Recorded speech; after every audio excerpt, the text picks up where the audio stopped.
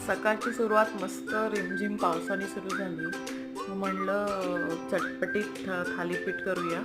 यावेळी मी recently order केलेलं मेशूचं Danish डोव्हिस्क use केलं आहे, की ज्यांच्या कणिक मळताना हात खराब व्हायला आवडत नाही त्याने ते यूज करू शकता. हे मला खूप फ्रेंडली वाटलं.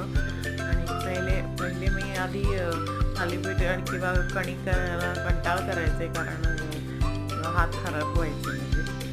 तर मी आता हे आणल्यापासून मी नेहमी रेग्युलरली कणिक मळायला डॅनिश डोव्हिस्क यूज करते.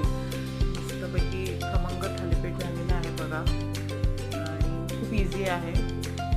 Thank you. Like, share and subscribe.